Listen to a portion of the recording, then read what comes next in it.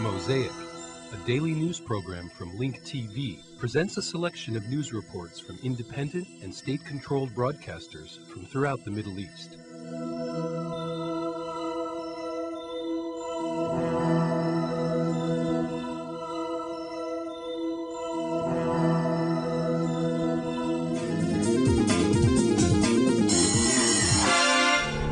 أهلا بكم من جديد. أكد الرئيس الأمريكي جورج بوش In his State of the Union address before a joint session of the Congress, Mr. Bush has called for less dependence for his country on Middle East oil, a decrease of 75% within the next 20 years. Amidst heated cheers and applause before a joint session of the predominantly Republican Congress, President George Bush delivered his fifth State of the Union address. This comes as his popularity has plunged to its lowest level since taking office, and as internal criticism of his administration has soared. He has been criticized for failing to balance the budget deficit, combat high fuel prices, and fix social and healthcare problems. He has also been criticized for his foreign policy in Iraq and the Middle East. In his fifth State of the Union address, he stressed that the U.S. must continue to lead the world. The only way to protect our people, the only way to secure the peace, the only way to control our destiny is by our leadership, so the United States of America will continue to lead. President Bush suggested a number of measures to be taken. First and foremost, the war on terrorism must continue. Second, the U.S. must remain committed to promoting democracy in the world and ending tyranny. The same is true of Iran, a nation now held hostage by a small clerical elite that is isolating and repressing its people. The regime in that country sponsors terrorists in the Palestinian territories and in Lebanon, and that must come to an end. Bush has put Iran in the same list with Syria, Burma, and North Korea. Some critics believe that Bush has expanded his axis of evil. He is still meddling with foreign affairs and policies. President Bush has talked about tyranny in the world. It seems that he extended his dilemma of the axis of evil, even though he did not mention it by name. He added Syria, Burma, Zimbabwe, Iran, and North Korea to the list. We noticed that he has put Syria on top of the list and then mentioned Iran. This shows that Bush has a specific agenda that has not yet been disclosed. According to President Bush, the U.S. must continue to dominate the world economy in order for it to continue to lead the world. Bush said that Washington must rely less on importing oil from unstable regions of the world, and the U.S. must find other energy alternatives. America is addicted to oil, which is often imported from unstable parts of the world. The best way to break this addiction is through technology. منذ العام 2001 أنفقنا حوالي 10 مليارات دولار لتطوير مصادر بديلة. Democrats have criticized Bush's previous State of the Union address, describing it as a political campaign with empty promises. Meanwhile, criticism regarding his internal and foreign policies in Iraq and the Middle East have been on the rise. However, Republicans hope that President Bush's State of the Union speech will restore some of his popularity that plunged to its lowest level. The Republicans believe that this speech is a launching pad for their election campaign for midterm Congress elections at the end of 2006. الكونغرس نهاية هذا العام. هاني الكنيسي طلعت أبو ظبي واشنطن.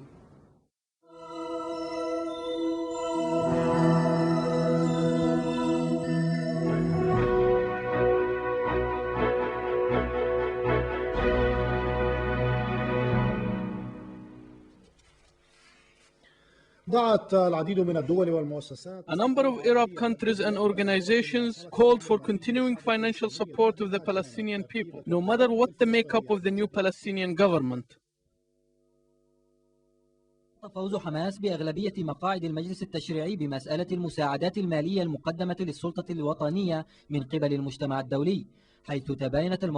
Hamas's win of a majority of seats in the Palestinian National Authority has raised questions about financial support by the international community to the Palestinian people. Different positions were revealed, from justification for continuing support to complete rejection of support. The Russian President Vladimir Putin stressed the need for the international community to continue its support of the Palestinian people, especially after Hamas won the latest legislative elections. During a press press conference, Putin said that refusing to support the Palestinian people will be a major mistake in any case. He described Hamas's victory in the legislative elections as a major blow to American hegemony in the Arab region. Meanwhile, the president of the World Bank, Paul Wolfowitz, in an interview with the British Financial Times newspaper, said that international support to the Palestinian government must continue despite fears that resulted from the Hamas victory. Wolfowitz urged Russia, the European Union, the US, the UN, and members of the Quartet Committee to continue to support the Palestinian people. He added that the Hamas victory has put the World Bank in a difficult situation. He said that the bank must continue to pressure the government to make reforms to improve the life of the ordinary Palestinian citizen. The British Guardian newspaper reported that Western diplomats and the US administration called on a number of Arab countries, urging them to continue to support the Palestinian Authority despite the Islamic movement Hamas's victory in the recent legislative elections. The White House announced that financial aid that is being given by Washington to the Palestinian Authority will continue as long as President Mahmoud Abbas remains the head of government. The Saudi Foreign Minister, Prince Saud Al Faisal, warned against stopping international aid to the Palestinian Authority, saying that if the aid stops, it will be a catastrophe for the Palestinian people. Emir Faisal, who accompanied the custodian of the two holy sites, King Abdullah Abdul Aziz, who is currently visiting Malaysia, said that the situation needs to be thought out in a calm manner rather than a quick response, which may close the door to peaceful negotiations. Faisal suggested that everyone should wait and see how the new government, which is currently being formed in the Palestinian territories, acts, adding that Hamas should not be judged according to the Hamas of the past. Meanwhile, the Israeli Foreign Minister, Tzipi Livni, said today that the Israeli government will make a decision in the coming days about transferring the funds belonging to the Palestinian Authority, which were accumulated after the victory of Hamas in the elections. Before heading to Cairo in her first official visit since her appointment, Livni told Israeli television that Israel needs some time to figure out whether the conditions are suitable to transfer the money to the Palestinian Authority. بأول زيارة لها إلى الخارج منذ تعيينها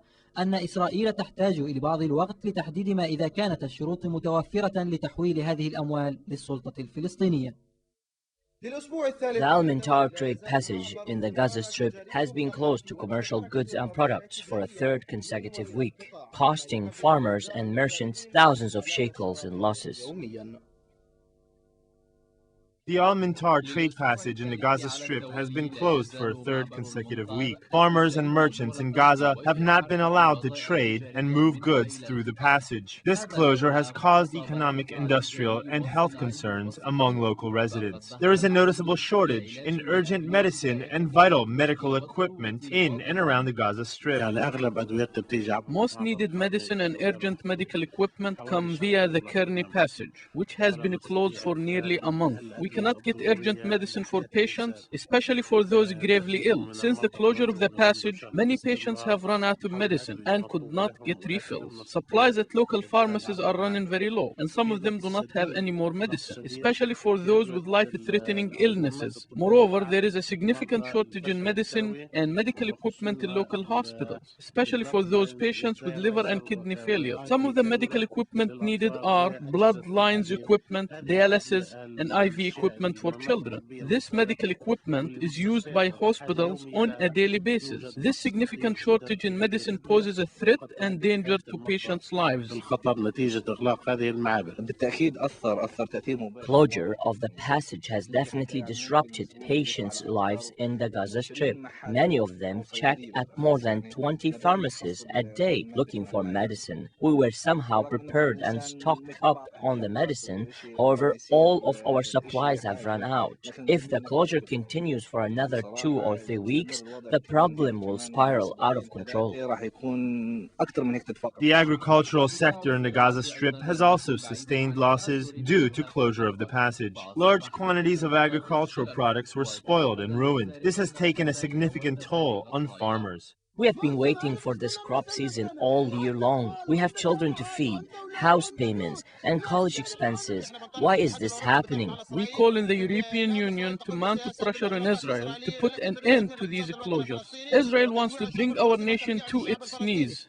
The industrial sector was also affected by the closure, and it has sustained losses. Daily laborers who lost their source of income went on a spree of job hunting. I work as a tailor. Where? I work in the industrial district near the passage. How long have you been unemployed? It has been a month, nearly before the Eid holiday. I have been out of work since the closure of the passage. What can I do? I don't have another job. We do not have dairy products, such as yogurts and cheeses. Is this due to the closure of the passage?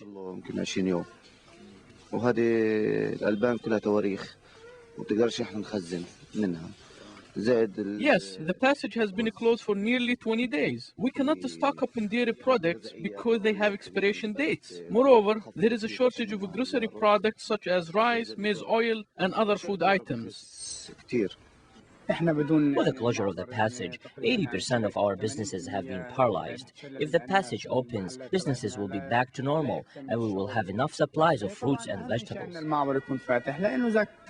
The situation from all perspectives has become bad and intolerable. Israel does not spare any effort to mount pressure on the Palestinian people and government. They face a great deal of hardship. Some of the issues facing the Palestinian government include, but are not limited to, the problem of Jerusalem, Palestinian detainees, and closure of passages and border areas. Closures of passages affect negatively the lives of Palestinians. It creates health concerns and causes food and medicine shortages. In short, this closure puts the lives of the Palestinian people in peril.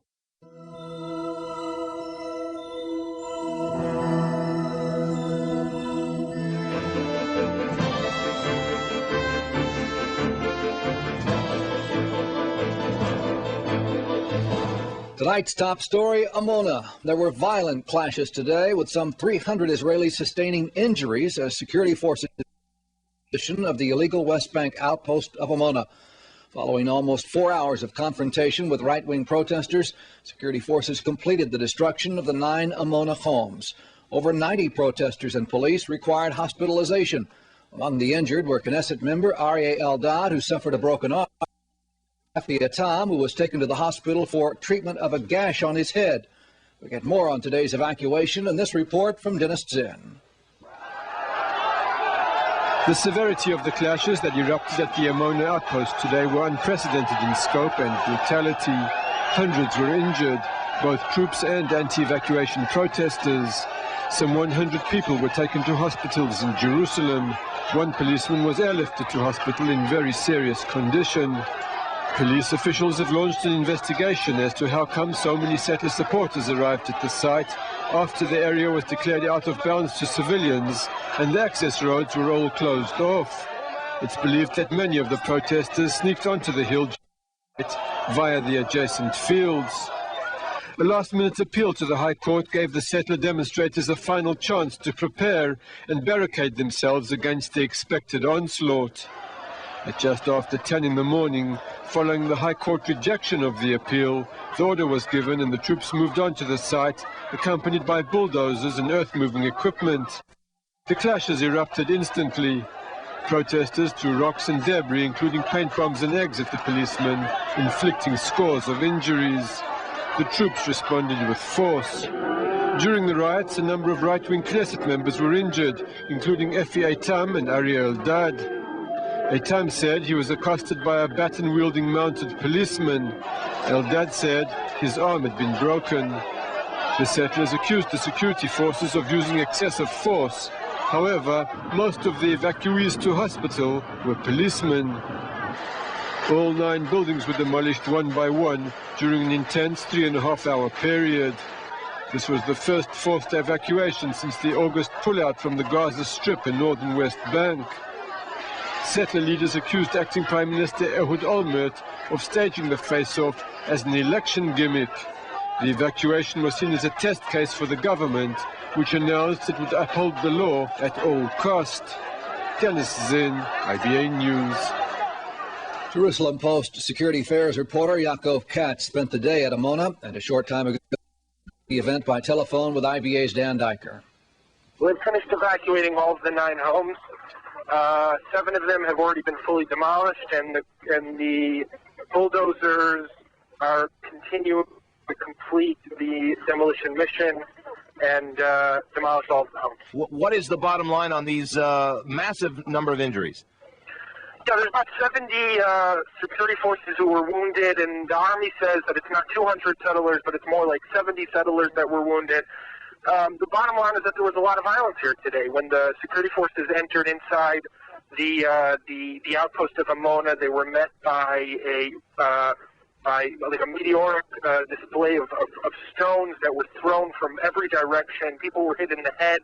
A lot of open heads here today. And that's mostly on the side of the security forces. On the side of the settlers, or the right-wing activists who were holed up here, came under the bats that the army that the soldiers and the policemen were carrying with them. They were dragged out of the homes, and there were a lot of clashes. It was a very violent day compared to the pictures that we saw this past summer in Gush Katif.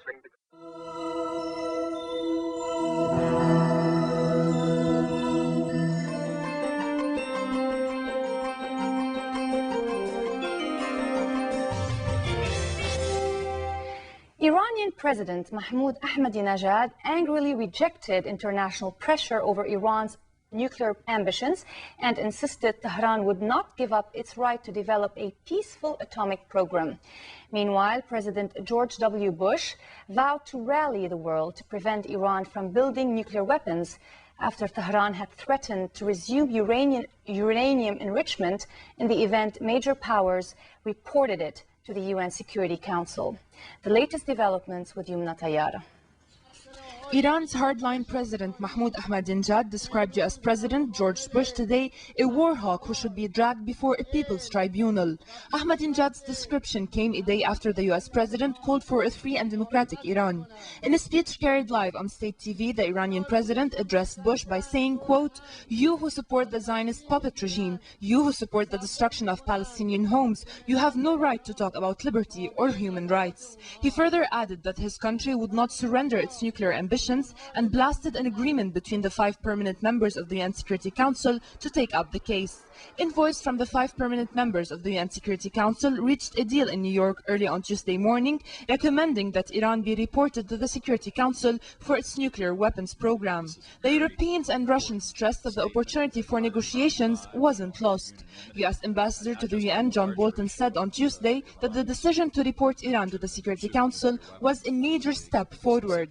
A referral to the UN is likely to come during an emergency meeting of the International Atomic Energy Agency's 35-nation board of governors, which would take place on Thursday. In turn, Bush vowed to rally the world to prevent Iran from developing nuclear weapons after Tehran threatened to resume uranium enrichment if major powers reported to the UN Security Council. In his annual State of the Union address, he classified Iran as part of an axis of evil and a regime sponsoring terrorists in the Palestinian territories and Lebanon. Democracies in the Middle East will not look like our own because they will reflect the traditions of their own citizens. Yet liberty is the future of every nation in the Middle East, because liberty is the right and hope of all humanity. The Iranian government is defying the world with its nuclear ambitions, and the nations of the world must not permit the Iranian regime to gain nuclear weapons. Meanwhile, Russian Foreign Minister Sergei Lavrov said Russian and Chinese diplomats would fly to Tehran shortly to urge Iran to answer outstanding IAEA concerns. Russia's RIA news agency said later that Russian team would arrive Wednesday. For her part, US Secretary of State Condoleezza Rice said she was confident of Russia and China's support to send Iran's case to the Council, but expected differences over what steps to take.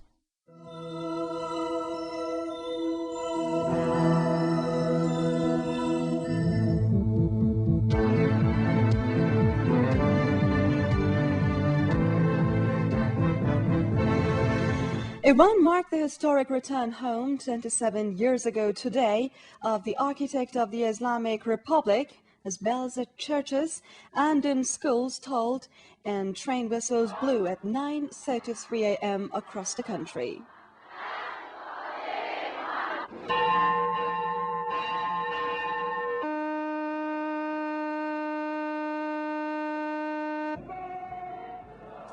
Marking the auspicious occasion, a special ceremony was also held at the mausoleum of the late Imam Khomeini in southern Tehran.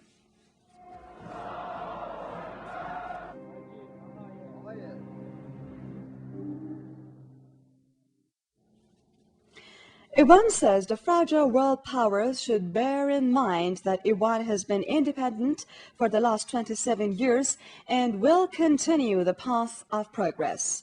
Addressing a huge gathering of people in Bushehr, southern Iran on Wednesday, the president said the countries whose arsenals are stockpiled with nuclear and biological weapons resist the scientific research and development in Iran, but they should know that the Iranian nation insists on its inalienable right to make peaceful use of nuclear energy. Reacting to the assertions made by the U.S. president, he said, "Those whose hands are stained with the blood of world people accuse our nation of violating human rights and freedom." Secretary of Iran's Supreme National Security Council, Ali Larijani, said in a press conference on Wednesday that the IAEA should deal with its professional job. Larijani added in case of referral to the UN Security Council, Iran will cut all its voluntary cooperation with the UN nuclear watchdog. He also added, quote, "Some European countries have told us in private meetings that Iran should be basically deprived of nuclear science, but they would never announce it in public." Elsewhere in his remarks, Larijani said a logic should prevail in demands offered by Europe.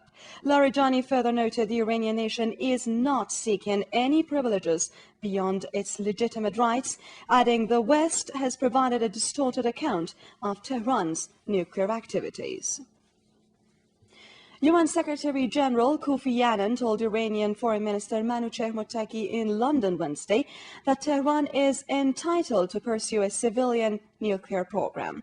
At a meeting held on the sidelines of an Afghan reconstruction conference, the Iranian top diplomat said under international laws, Tehran is entitled to nuclear research, adding referral of Tehran's case to the UN Security Council will end all voluntary cooperation of Iran with the IAEA. Still later, Afghan President Hamid Karzai told Mottaki Tehran has played a constructive role in the progress of Afghanistan.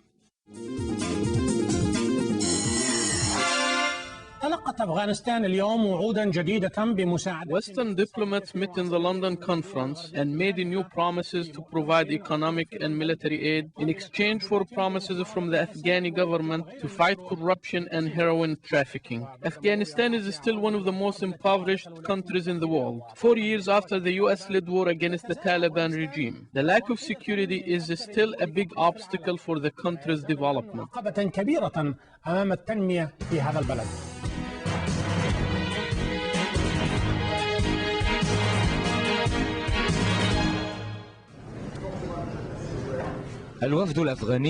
The Afghani delegation exerted lots of efforts explaining their future plans to build a new government and fight corruption and drug trafficking. The United States gave a generous contribution to the reconstruction efforts in the country, which shows that the United States does not want to make the mistake of leaving Afghanistan too early, as Secretary of State Condoleezza Rice put it. For us, this is a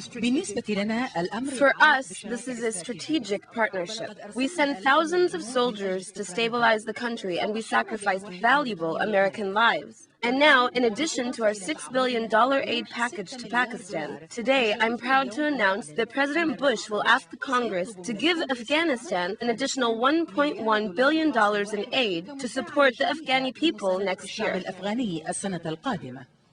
The British also promised to continue supporting the Afghani people and announced an $800 billion aid package to finance development projects in Afghanistan. What is happening in Afghanistan is very important, of course, for the Afghanis. But I also think this is very important for the international community as well.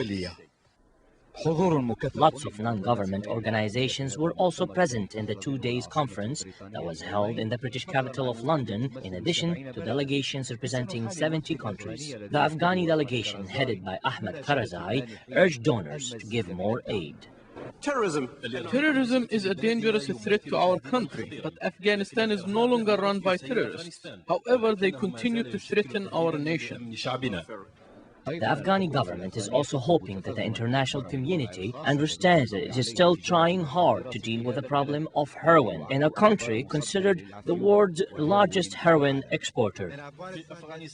Drug trafficking is taking a new trend in Afghanistan. The government has taken different measures that suit the country's special circumstances, which aim to stop and eradicate drug trafficking. من المشاكل التي يطرحها الوفد الأفغاني في مؤتمر لندن. Some of the problems that were presented by the Afghani delegation were the mismanagement of some government officials, saying that the way government officials are appointed will be significantly changed to speed the pace of reform in the country. President Ahmed Karzai, who used different policies to accommodate different regional leaders, is considered to be the man who united the country. Despite the progress that happened after the new Afghani government was formed, there are a lot of concerns about the security situation, poverty and drug trafficking. This puts Afghanistan at a great need for foreign support, and we just do not know if the international community will have the patience to provide this aid for many years and decades to come. Abu Dhabi, Lancaster House, London.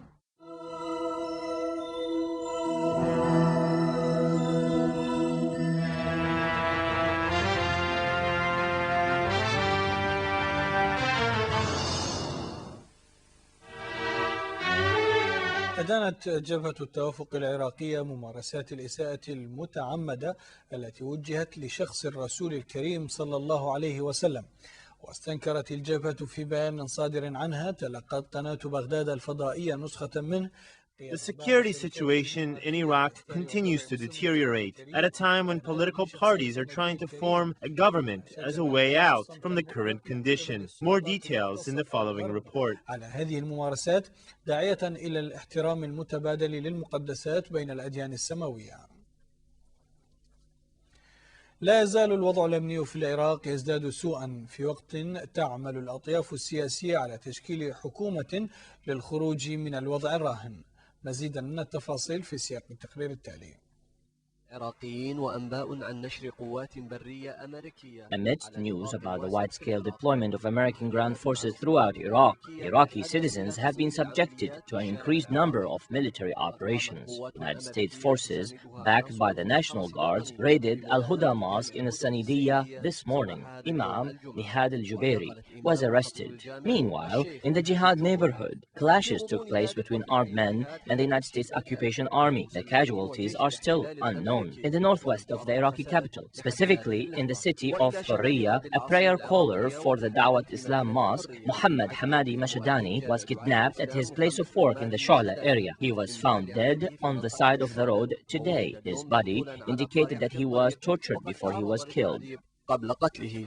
وإلى المدائن شرق بغداد حيث داهمت عناصر من الشرطة العراقية منطقة الجعارة حيث اعتقلت العشرات من أهالي المنطقة ولم تعرف أسباب الاعتقال. In cities east of Baghdad, Iraqi policemen raided the Jara area, where dozens of people were arrested. The reasons for these arrests are unknown. Meanwhile, a security source confirmed that 6 Iraqis were killed, among them a Kurd who works in the Nazaha Commission. In Kirkuk, an Iraqi policeman said that unknown armed men killed Jum'a al-Haj Rashid, who is an official in one of the offices of the Kurdish National Party. An explosive device detonated at a popular market in al-Basra district. The casualties among civilians remain unknown. The Italian army announced the withdrawal of 300 of its soldiers from the Talil military camp in the Nasiriyah district. The security situation in Iraq continues to escalate, and the arrests and killings continue almost on a daily basis. The question is, will there be a glimpse of hope with the formation of a new government?